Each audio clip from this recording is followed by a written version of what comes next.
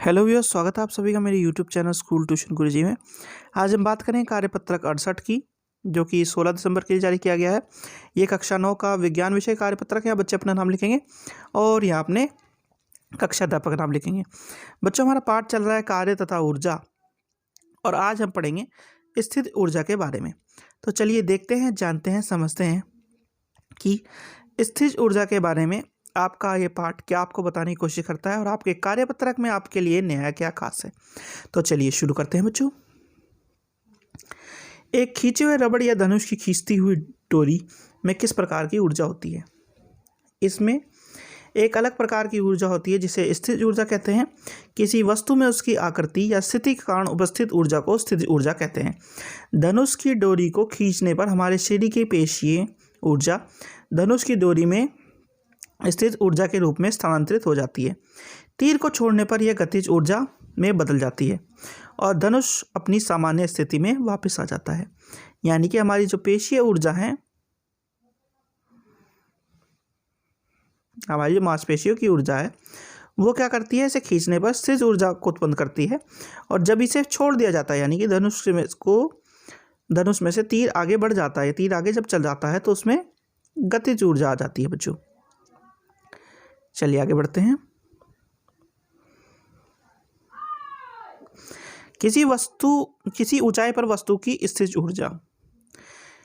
किसी वस्तु की ऊंचाई पर ले जाने पर उसकी स्थिर ऊर्जा बढ़ जाती है, क्योंकि ऊंचाई बढ़ने के लिए गुरुत्वाकर्षण बल के विपरीत कार्य किया जाता है।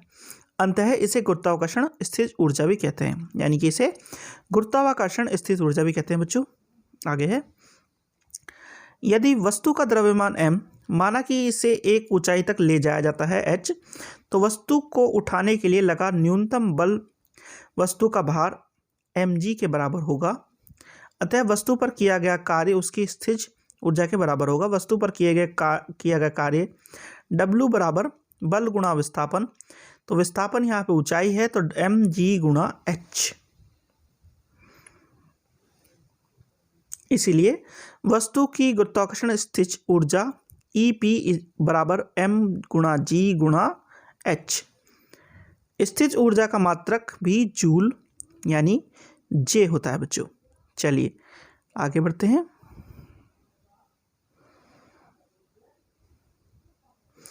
उदाहरण है, 2 किलोग्राम द्रव्यमान की एक वस्तु को पहले 5 मीटर और फिर 10 मीटर की ऊंचाई पर ले जाया जाता है।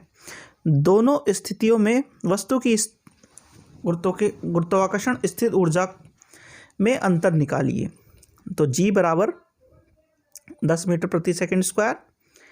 तो क्या हो गया बच्चों यहाँ पे? अब यहाँ पे हल करेंगे जब हम, गुरुत्वाकर्षण स्थिर ऊर्जा EP बराबर m गुणा G गुणा h। तो 5 मीटर पर कैसे निकलेगी बच्चों? इनकी तीनों की गुणा जब हम करेंगे तो ये आएगा 100 जूल। और 10 मीटर की स्थिति में कैसे निकलेगी बच्चों? ये 20 या ये 200 जूल निकलेगी बच्चों। तो इन दोनों के बीच का अंतर आ गया 100 जूल। चलिए बच्चों अगला करते हैं। अगला उदाहरण है बच्चों, 5 मीटर की ऊंचाई पर रखी 1 किलोग्राम द्रव्यमान की एक वस्तु को स्थिर ऊर्जा का परिकलन कीजिए। G बराबर 10 मीटर प्रति सेकंड। तो यहाँ पे क्या दिया है बच्चों? G बराबर 10 मीटर प्रति सेकंड दिया है यहाँ पे भी। तो करना क्या है, हमको इन्हें तीनों चीज़ों को गुणा कर देना है, और जब तीनों चीज़ों को हम स्थिर ऊर्जा के फॉर्मूले में या सूत्र में रख कर गुणा करेंगे तो हमारा उत्तर आएगा 50 जूल बच्चों। चलिए बच्चों आगे बढ़ते हैं।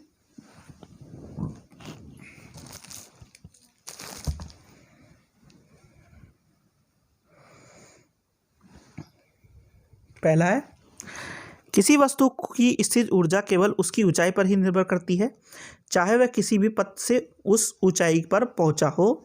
और दूसरा है, नीचे की ओर गिरने वाली वस्तु पर त्वरित होती है, क्योंकि इसे स्थिर ऊर्जा लगातार गतिज ऊर्जा में बदलती जाती है। नीचे पहुंचने तक वस्तु की पूरी स्थिर ऊर्जा गतिज ऊर्जा में बदल जाती है। तो बच्चों ये तो बात हुई आपकी वर्कशीट की। अब जरा आपके प्रश्नोत्तर देख लेते हैं। पहला प्रश्न है, इनमें से किस में स्थिर ऊर्जा होगी? एक धनुष की तनी हुई डोरी या धनुष से छोड़ा गया तीर। कारण लिखिए।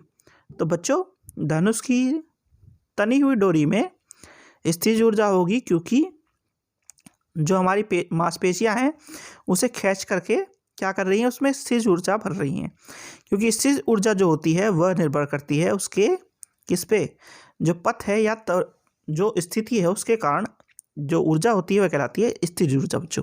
इस वजह से ऐसा होता है। प्रश्न नंबर 2 है बच्चों, h ऊंचाई पर रखी एक वस्तु को स्थिर ऊर्जा सूत्र की गणना करिए। तो h ऊंचाई पर रखी एक वस्तु के स्थिर ऊर्जा सूत्र की गणना कैसे कर सकते हैं बच्चों? इसके द्वारा, जो अभी हमने ऊपर पढ़ी है परिस्थितियाँ, इनके द्वारा हम बच्चों इसकी गणना कर सकते हैं। इसमें आपको यही सारी चीज़ें बतानी है। चलिए आगे बढ़ते हैं बच्चों। अब है प्रश्न नंबर 3, 5 किलोग्राम द्रव्यमान के पत्थर को 10 मीटर ऊंचाई पर रखा गया, उसकी स्थिर ऊर्जा क्या होगी? G बराबर 10 मीटर प्रति सेकंड। तो करना क्या है बच्चों, हमें तीनों चीज़ों की गुणा कर देनी है, यानी 5 गुणा 10, क्योंकि हमारा फॉर्मूला क्या है बच्चों? EP बराबर mgh। तो हमने तीनों की वैल्यू रखी और तीनों को गुणा कर दिया और हमारा उत्तर आ गया क्या? 500 जूल। ठीक है बच्चों। प्रश्न नंबर 4 है, किसी वस्तु में स्थिर ऊर्जा के 3 उदाहरण लिखिए। तो किसी वस्तु में स्थिर ऊर्जा के 3 उदाहरण कौन कौन से हो सकते हैं बच्चों? पहला क्या हो सकता है? पहला हो सकता है आपके द्वारा जो पेन का उपयोग किया जाता है उसमें लगा हुआ स्प्रिंग, जिसमें दबाने पर वो नीचे की तरफ आ जाता है, नोक नीचे की तरफ आ जाती है और आप लिख सकते हैं, और फिर वापस दबाने पर वो ऊपर चल जाता है। दूसरा क्या हो सकता है बच्चों? रबड़ बैंड के अंदर भरी हुई ऊर्जा, यानी कि जब आप रबड़ बैंड को किस तरह खींचते हो, धनुष की डोरी की तरह खींचते हो, तो उसमें कुछ ऊर्जा आ जाती है, और जब वो उससे किसी चीज़ को छोड़ते हो तो वो क्या करती है बच्चों? स्थिर ऊर्जा को गतिज ऊर्जा में परिवर्तित कर देती है। और तीसरा है बच्चों क्या? आपके जो खिलौने होते हैं, यानी चाबी भरने वाले खिलौने, उसमें इस तरह की स्थिर ऊर्जा का उपयोग होता है। उसमें स्प्रिंग टाइप का एक मैकेनिज्म होता है, जिसमें आप जब चाबी भरते हैं तो वो टाइट होता है और धीरे धीरे वो खुलता है, और गाड़ी जो भी जो आपका खिलौना है वो चलना शुरू कर देता है बच्चों। तो बच्चों ये 3 उत्तम उदाहरण हैं स्थिर ऊर्जा के। तो ये तो बात हुई बच्चों आपके कार्यपत्रक की, और आपकी कार्यपत्रक और वर्कशीट दोनों कंप्लीट होगी बच्चों, और वीडियो भी। आशा करता हूँ आपको वीडियो अच्छी लगी होगी। अगर वीडियो अच्छी लगी हो तो चैनल को सब्सक्राइब करें, वीडियो को लाइक करें, शेयर करें। Thank you.